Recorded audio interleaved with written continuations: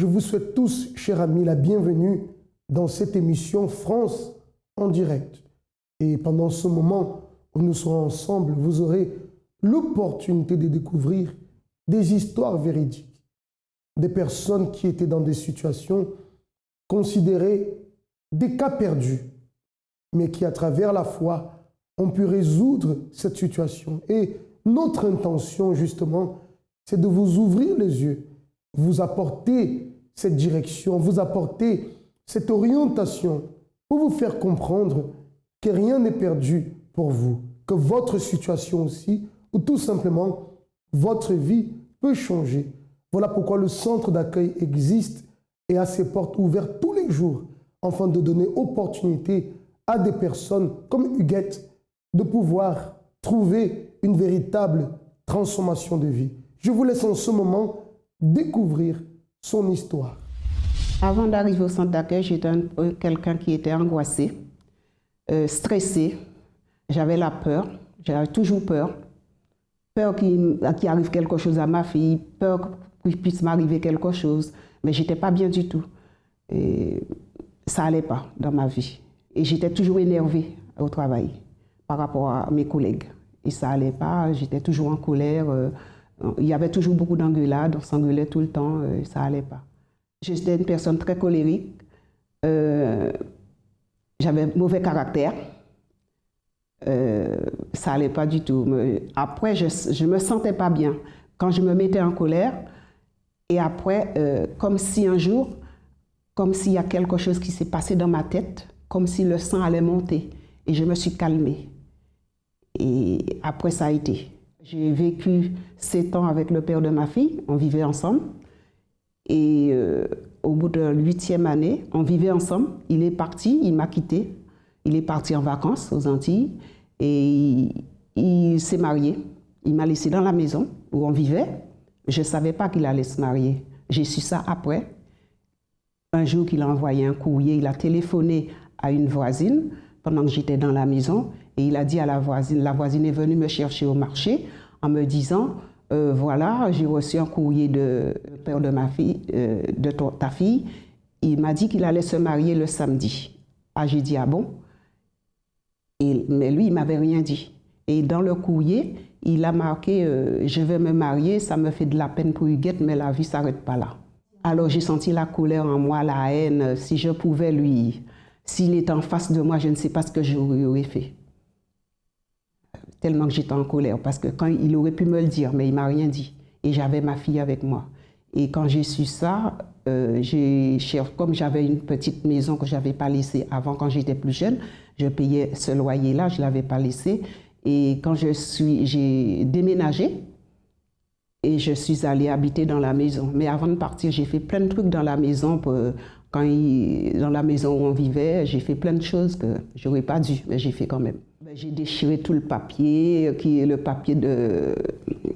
papier qui était sur le mur. Enfin, j'ai fait plein de choses dans la maison, avant de partir de la maison. J'étais malade aussi. Là, cette année, j'étais malade, j'étais hospitalisée à l'hôpital Beaujon.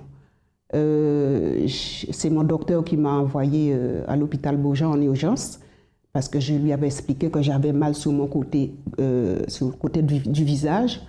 Et quand elle m'a consultée, elle m'a dit qu'il fallait aller en urgence à l'hôpital parce que pour elle, elle ne m'a pas dit ce que c'était. Elle ne m'a rien dit parce que je rigolais.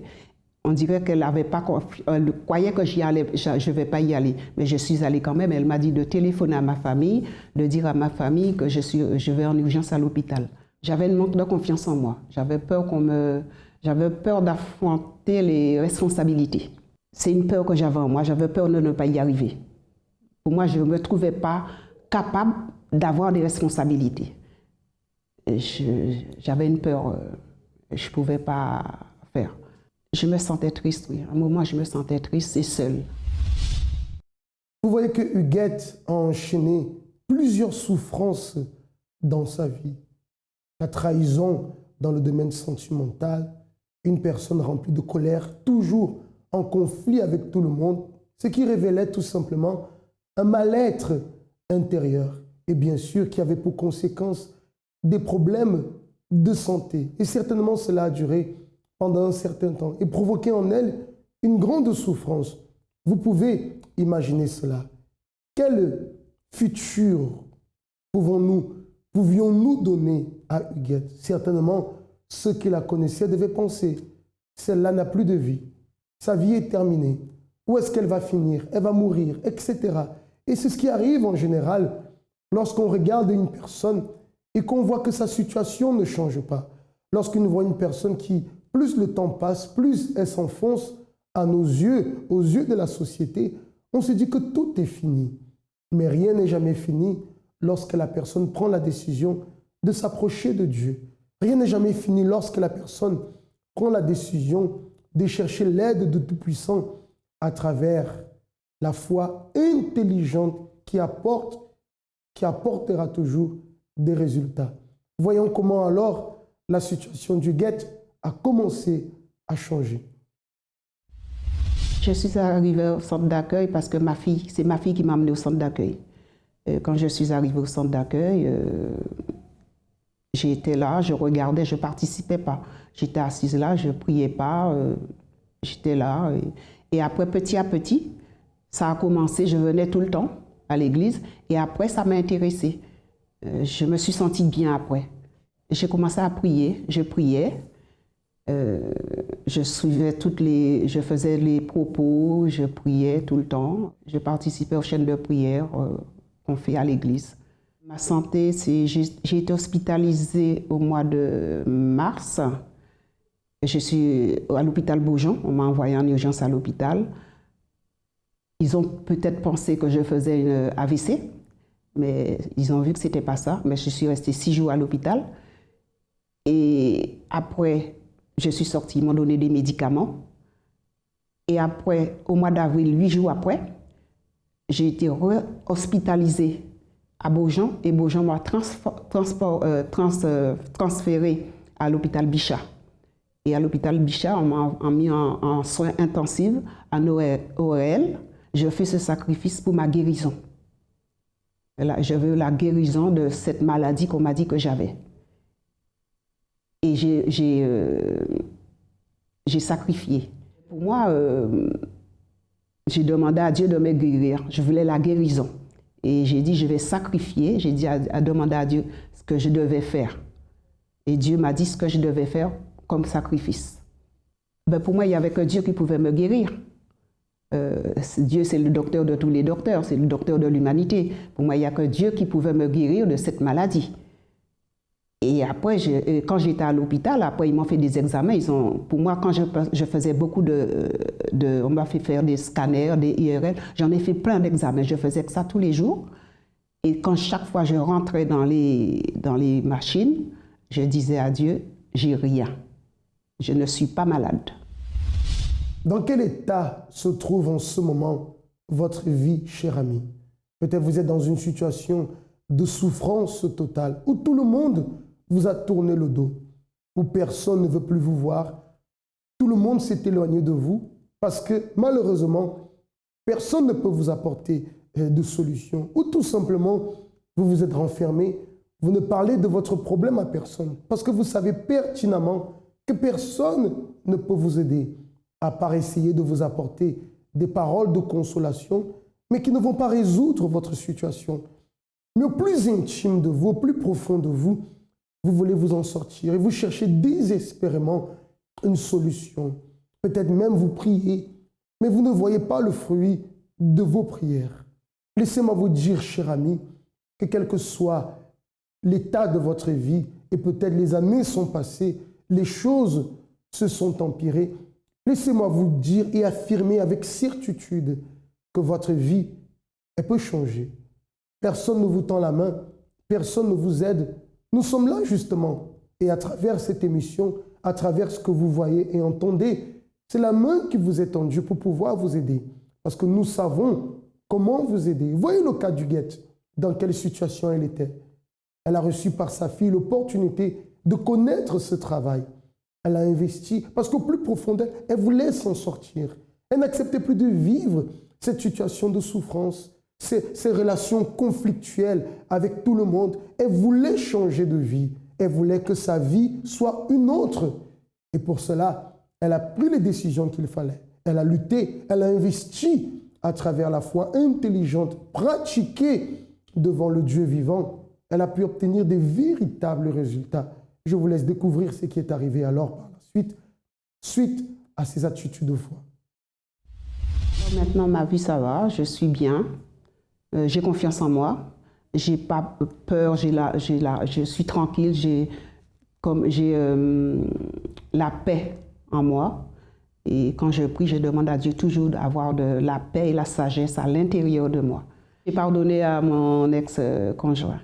Je ne fais plus de cauchemars, je dors bien la nuit, mais je ne fais plus de cauchemars, tout va bien. Je ne suis plus nerveuse, je suis calme, je suis bien. Je ne fais pas comme avant, je parle calmement aux gens, des fois je parle même pas. Je suis très calme maintenant. Ma santé, justement, j'ai été guérie. J'avais des problèmes à l'oreille, je n'entendais pas dans les oreilles. Je suis allée voir un otorino. Il m'a dit, ça fait des années, hein, j'avais ça, mais j'avais peur de mettre un appareil.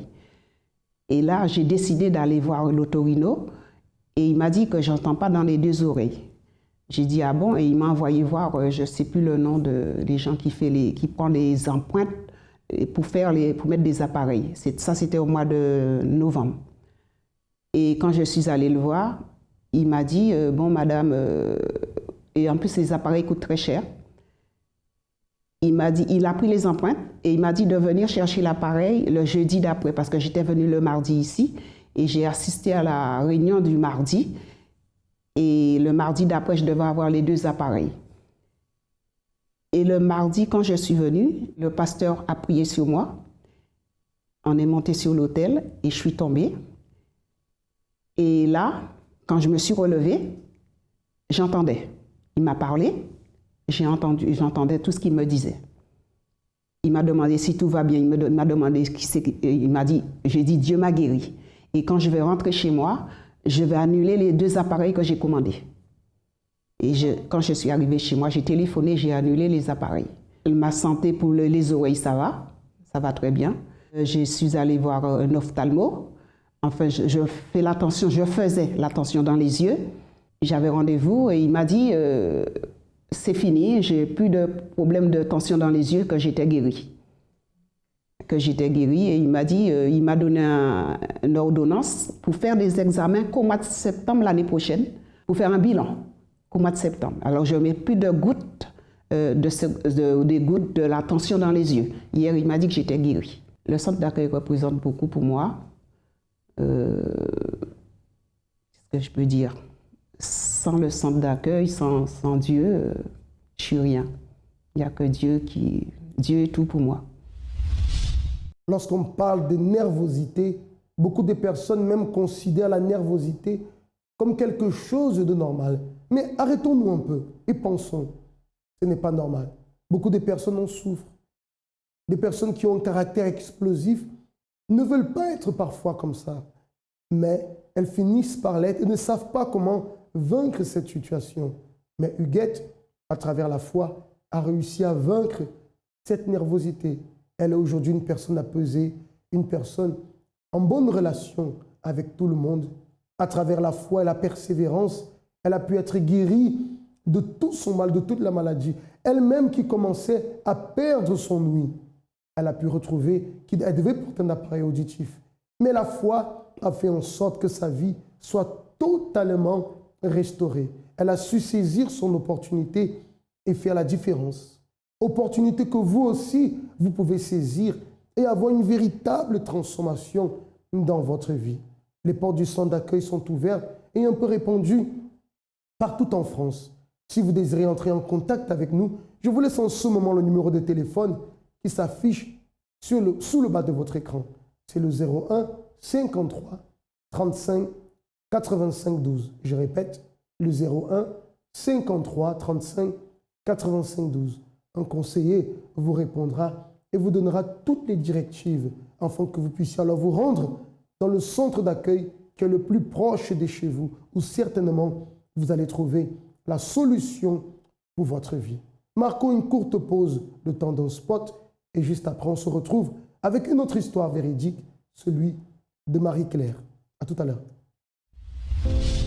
Dois-je me définir d'après mon passé ? Mon compte bancaire est-il le reflet de mon intérieur?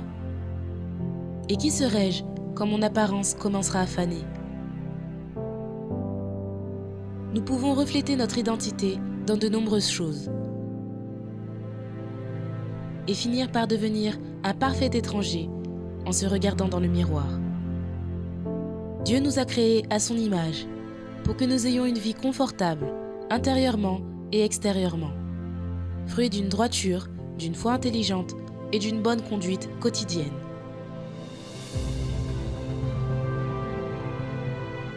Participez à l'une des conférences du centre d'accueil et ayez une vie transformée. Centre d'accueil. Définissez aujourd'hui ce que vous voulez vivre demain. Si vous nous rejoignez en ce moment, chers amis, soyez les bienvenus dans France en direct, votre émission. Nous avons découvert tout à l'heure l'histoire de Huguette qui, à travers la foi, a pu recevoir la guérison, a pu être libérée, délivrée, je dirais, de la nervosité. Et aujourd'hui, a une vie apaisée, totalement transformée, totalement guérie. Nous allons découvrir maintenant l'histoire de Marie-Claire. Marie-Claire qui était malade, qui avait aussi des problèmes dans son couple. Enfin, une vie totalement détruite, morte, comme elle-même le déclare. Une fois arrivée au centre d'accueil, elle a appris à utiliser la foi. Elle a lutté en participant des prières, des chaînes de prière, en faisant les différents propos comme la campagne d'Israël. Elle a pu restaurer sa vie. Mais entre-temps, une autre situation est arrivée. On a découvert lors d'un diagnostic qu'elle avait un cancer. Mais étant déjà au centre d'accueil et sachant déjà que par la foi, tout est possible, elle a pu utiliser sa foi et obtenir la victoire. Découvrez son témoignage. Quand je suis arrivée à l'Église universelle, j'avais déjà tenté à me suicider plusieurs fois. J'avais des problèmes énormes avec mon époux. Votre époux, avant, il était un homme qui sortait avec beaucoup de femmes? Beaucoup de femmes et des enfants à l'extérieur. Et moi, je ne savais pas. Jusqu'à un jour qu'il avait demandé à une femme de l'épouser, étant déjà un homme marié. Oui. À partir de là, j'ai commencé à prendre des antidépresseurs, à être dans l'alcool, dans la drogue, des drogues très dures parce que ça n'allait pas. Après ça, j'ai commencé à avoir des visions d'ombre. Donc, je ne pouvais pas supporter la lumière. Donc, il fallait, pour rester tranquille, avoir un ruban pas noir sur les yeux. Donc, je pouvais rester que dans le noir. Une fois que je sortais dehors, je commençais à paniquer. J'avais peur dehors. Quand j'arrivais à un endroit où il y avait du monde, je fuyais. Il fallait que j'aille me cacher quelque part pour ne pas voir du monde. Et c'est ainsi que je suis arrivée à l'Église universelle de Montreuil. Et quand je suis arrivée à l'Église universelle, j'avais la dépression. Je ne travaillais pas. Et je vivais accoucher de mon mari. Et comme moyen de subsistance, c'était l'allocation d'handicap de ma fille que je percevais. Et j'ai entendu parler de la campagne d'Israël. Quand je suis arrivée, j'ai dit, bon, je vais sacrifier. Et quand j'ai déposé ce sacrifice, ce qui s'est produit, c'est l'Éducation nationale, après pratiquement 9 ans. Ils m'ont cherché, ils m'ont téléphoné, et on m'appelle, on me donne un poste de OP presque à côté de chez moi. Je suis arrivée aujourd'hui, je suis fonctionnaire territorial, première classe, j'ai tout. J'ai rêvé d'avoir une très belle maison en Guadeloupe. Dieu me l'a donnée, cette belle maison que je rêvais, mais c'était un rêve pour moi. Dieu me l'a donnée à travers mon sacrifice. Ensuite, la maison que j'habite dans Montreuil m'appartient, je l'ai achetée, elle m'appartient. Ma vie avec mon mari, très bien, parce qu'il est à la retraite, ça vient changer, on est bien, les enfants, bon ben, se débrouillent très bien. Écoutez une chose, Oui. depuis 11 ans que vous êtes à l'église, non? Oui. 11 ans. Oui. Vous avez fait des sacrifices. Vous avez continué à sacrifier ou vous êtes arrêté dans le chemin? Je ne peux pas m'arrêter de sacrifier par rapport à ce que j'ai vu Dieu faire dans ma vie. Parce que, non à part des belles choses que j'ai reçues, Mais je suis aussi passée par des épreuves, Voilà. des très longues maladies. Je suis passée déjà à une épreuve où j'étais à 2 doigts d'être amputée de ce pied-là. De ce pied-là. Une simple cheville cassée m'a amenée à une infection prête à couper mon pied droit. Et après, qu'est-ce qu'il est arrivé? Qu'est-ce que vous avez fait? Pour le pied, écoutez bien, pasteur, ça n'arrivait pas à guérir parce que je regarde cette chose-là. Ça n'arrivait pas à guérir. Quand j'ai déposé le sacrifice, je suis allée à cet hôpital. Je n'ai pas pris rendez-vous.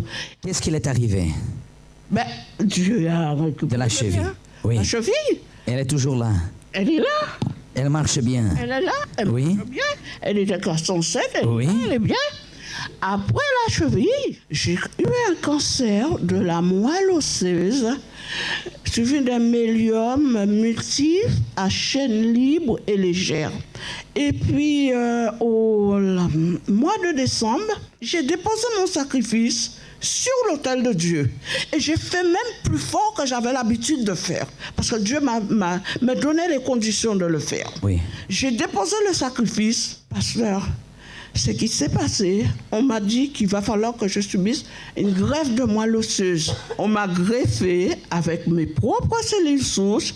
La greffe s'est bien pris 15 jours après. Oui. Ils ont remarqué que la moelle osseuse, lui, avait repoussé normalement. Oui. Et de la greffe de cellules, je vais en consultation avec les bilans, tout, je l'ai là. Oui. On détermine que je suis complètement consolidée, je suis guérie de la moelle osseuse, de mélium et tout, et je suis debout. Sans le sacrifice, il n'y a rien à faire. On peut beaucoup prier, on peut faire beaucoup de choses, mais il faut mettre sa vie sur l'autel. C'est sa vie qu'il faut mettre sur l'autel. Amen. Oh, Madame Marie-Claire, ce que Dieu va faire, c'est de quelque chose de très grand encore. Amen. Que Dieu vous bénisse. Félicitations. Saluez les frères là-bas à Montreuil. Vous voyez donc que la vie d'une personne peut être totalement restaurée. Il suffit qu'elle croie sincèrement du plus profond de son cœur. Lorsque la personne ne croit plus que sa vie peut changer, elle se laisse aller, elle se décourage, elle se lamente. Vous me direz, mais tellement de personnes ne croient plus que leur vie peut changer parce qu'elles ont déjà tellement fait, elles ont déjà tellement essayé et cela n'a pas abouti à la solution qu'elles désiraient. Je vous l'accorde, mais aujourd'hui nous vous montrons à travers ces cas véridiques qu'il y a un chemin. Si les autres chemins n'ont pas fonctionné, comprenez que le chemin de la foi a toujours fonctionné et fonctionnera toujours. Il a fonctionné pour Huguette, il a fonctionné pour Marie-Claire, il fonctionnera aussi pour vous qui me regardez en ce moment, vous monsieur, vous madame, ou jeune homme, jeune fille, va fonctionner pour vous, quelle que soit la situation que vous traversez. Tout cela dépend de l'attitude que vous allez prendre, ou mieux, de la décision que vous allez prendre. Si vous êtes ici sur Paris, le centre d'accueil, le siège est situé au 254 rue du Faubourg Saint-Martin, où bien sûr, nous vous attendons pour pouvoir vous aider. Pour les autres centres d'accueil plus proches de chez vous, vous pouvez appeler le même numéro et vous recevrez toutes les informations. Regardez-moi, laissez-moi vous dire quelque chose. Regardez-moi s'il vous plaît. J'ai la certitude que si vous venez en croyant, si vous arrivez ici au centre d'accueil avec une détermination, avec une soif de vous en sortir, vous ne sortirez pas de la même façon. Je ne vous dis pas que votre vie va changer du jour au lendemain, mais je vous affirme que vous ne sortirez pas d'ici de la même façon. Quelque chose va se produire. Nous savons comment vous aider. Nous avons les moyens de vous aider et nous allons vous aider. Voilà pourquoi nous vous attendons avec la certitude qu'un changement se produira dans votre vie. Et tous les mardis, vous savez qu'au centre d'accueil, nous avons vu des témoignages concernant principalement la guérison. Beaucoup de personnes sont désespérées à cause de leur état de santé. Mais sachez que tous les mardis, dans les centres d'accueil, nous avons ces prières pour la réhabilitation physique, pour votre santé. Si vous désirez, votre cas n'est pas perdu. Peut-être la médecine a essayé par tous ses moyens de vous aider et malheureusement, ils n'ont pas réussi. Mais sachez que par la foi, vous pouvez trouver la guérison totale. comme ce fut le cas de Marie-Claire, comme ce fut le cas du guide.